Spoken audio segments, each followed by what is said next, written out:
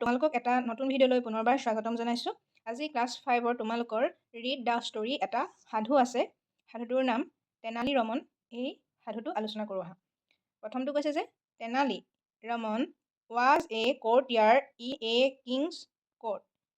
তেনালী ৰমন বোলা এজন ব্যক্তি আছিলে আৰু তেওঁ এজন ৰজাৰ কি আছিলে জানানে? উপদেষ্টা, কোৰ্টিয়াৰ। ৰজাক কিছুমান কামত সহায় সহযোগ পৰামৰ্শ দিবলৈ বা উপদেষ্টা হিচাপে কিছুমান ব্যক্তি থাকে, যাক সভাসদ বুলিও কোৱা হয় আৰু ইংলিছত তাক কোৱা হয় কোৰ্টিয়াৰ। ঠিক আছে। আৰু সেই কোৰ্টিয়াৰ আছিলে কোন?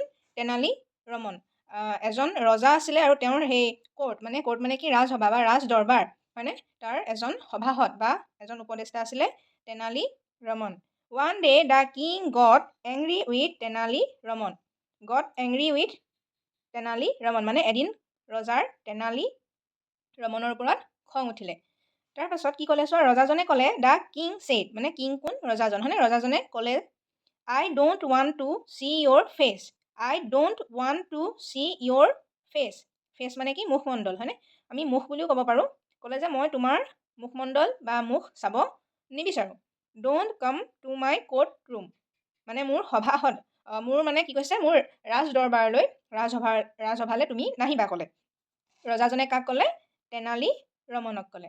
তাৰপাছত কি হৈছে চোৱা, the next day Tenali Raman came with his face covered with a pot. The next day মানে পাছদিনাখনি। আগদিনাখনি ৰজাই ক'লে তুমি মোৰ ৰাজদৰবাৰলৈ নাহিবা, মই তোমাৰ মুখমণ্ডল চাব নাই বিচৰা। তাৰ পাছদিনাখনি তেনালী ৰমন আকৌ ৰাজদৰবাৰলৈ আহিল, মানে ৰজাৰ য'ত তেওঁ কিছুমান বিচাৰ দিবলৈ বা কাৰোবাৰ শাস্তি দিবলৈ বা কিছুমান কাম কৰিবলৈ মন্ত্ৰীবিলাকৰ লগত য'ত আলোচনা কৰিবলৈ এখন ৰাজদৰবাৰ বহে বা ৰাজসভা বহে, তালৈ তেনালী ৰমন পাছদিনাখনি আহিছে। Next day Tenali Raman came with his face covered with a pot. Face মানে কি? মুখমণ্ডল, আৰু কভাৰ্ড মানে ঢাকি আহিছে, মানে তেনালী ৰমনে পাছদিনাখনি ৰজাৰ ওচৰলৈ আহোঁতে কি কৰিছে? মুখখন ঢাকি আহিছে। আৰু তেওঁ কিহেদি ঢাকি আহিছে চোৱা? এ পট মানে এটা কলহ।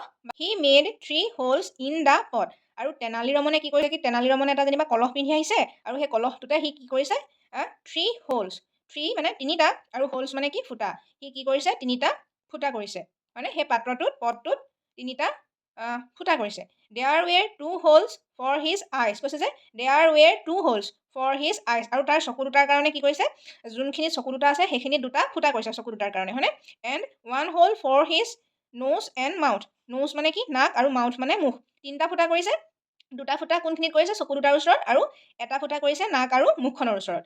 চকু দুটাৰ ওচৰত কৰিছে কাৰণ কি? চকু দুটাই সি চাব লাগিব, আৰু নাক আৰু মুখখনৰ ওচৰত এটা কৰিছে কাৰণ নাকটোৱে সি উশাহ ল'ব লাগিব আৰু মুখখনে কথা ক'ব লাগিব, হয়নে? তেনালী ৰমন কিমান বুদ্ধিয়ক চোৱা। ৰজাজনে ক'লে যে তুমি মোৰ ওচৰলৈ নাহিবা, মই তোমাৰ মুখখন চাব নিবিচাৰোঁ। আৰু তেনালী ৰমনে পাছদিনাখনি আকৌ মুখত এটা কলহ পিন্ধি পিনি বা তেনেকৈ ফুটা উলিয়াই পিনি ৰজাৰ ওচৰলৈ আকৌ পুনৰ আহিছে। অন চিনিং তেনালী ৰমন, মানে ৰজাই তেনালী ৰমনক দেখাৰ পাছত দ্য কিং ছেইড, ৰজাজনে ক'লে হোৱাই হেভ ইউ কাম এগেইন। তুমি আকৌ কিয় আহিছা? মানে ৰজাজনে তেনালী ৰমনক কৈছে যে তুমি আকৌ কিয় আহিছা? ৰজাজনে কি ক'লে? Why are you covering your face with the pot. আৰু তুমি নিজৰ মুখমণ্ডলটো সেই কলহটোৰে কিয় ঢাকি ৰাখিছা? Why are you covering your face with the pot, হয়নে? তেনালী ৰমনেতো এটা কলহ পিন্ধি আহিছে, হয়নে? মুখত।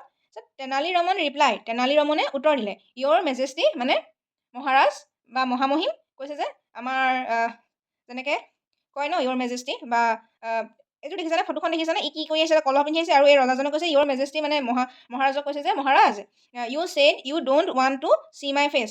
আপুনি কৈছিলে যে আপুনি মোৰ মুখমণ্ডল চাব নিবিচাৰে। এতিয়া গম পালানে তেনালী ৰমনে কিয় মুখখন ঢাকি আহিছিলে? কাৰণ ৰজাজনে তাক কৈছিলে কি তেনালী ৰমনৰ মানে মুখখন ৰজাজনে চাব বিচৰা নাই বুলি কোৱাৰ কাৰণে সি মুখখন ঢাকি আহিছে। তাৰপিছত the king loved and said. তাৰপিছত ৰজাজনৰ কি হ'ল? ৰজাজনৰ তাৰ কথা শুনি হাঁহি উঠিছে। ৰজাজনে সেইকাৰণে হাঁহিছে আৰু কৈছে যে কি and said you are very intelligent. You are very intelligent, মানে তুমি বহুত বুদ্ধিয়ক। ইয়াত বুদ্ধিয়ক বুলি কাক কৈছে? তেনালী ৰমনক কৈছে, হয়নে? ইণ্টেলিজেণ্ট মানে কি হৈছে? বুদ্ধিয়ক। ইণ্টেলিজেণ্ট মানে বুদ্ধিয়ক বা চতুৰ। Tenali Raman smiled and said. Tenali ৰমনে কি কৰিছে? ৰজাই যেতিয়া কৈছে যে তুমি বহুত বুদ্ধিয়ক, তেতিয়া তেনালী ৰমনে মিহিকৈ হাঁহি এটা মাৰিছে আৰু কৈছে যে থেংক ইউ ইয়'ৰ মেজেষ্টি, ধন্যবাদ মহাৰাজ, হয়নে? তেনালী ৰমন কিমান বুদ্ধিয়ক চোৱা। ৰজাজনে খঙতে তোমাৰ মুখ নাচাওঁ বুলি কোৱাৰ পাছতো তেনালী ৰমনে পাছদিনাখনি এটা কলহ পিন্ধি ৰজাজনৰ ওচৰলৈ আহিছে, হয়নে? আৰু ৰজাজনে যেতিয়া সুধিছে যে তুমি মানে সেইটো কিয় কলহটো পিন্ধি আহিছা, তেতিয়া তেনালী ৰমনে কৈছে যে আপুনি মোৰ মুখখন চাব বিচৰা নাছিলে। তাৰপিছত মহাৰাজৰ কি হ'ল? তেতিয়া তাৰ কথা শুনি হাঁহি উঠিছে আৰু কৈছে যে তুমি বহুত বুদ্ধিয়ক। হয়, ঠিক আছে। আশা কৰিছোঁ তোমালোকে বুজি পাইছা। ইয়াৰ যিকেইটা শব্দৰ অৰ্থ মই ইয়াত ডেছক্ৰিপশ্যনত লিখি দিম, তোমালোকে সেইকেইটাও চাব পাৰা। ঠিক আছে, পুনৰ এটা নতুন ভিডিঅ'ত লগ পাম। আজিলৈ আহিছোঁ, ধন্যবাদ।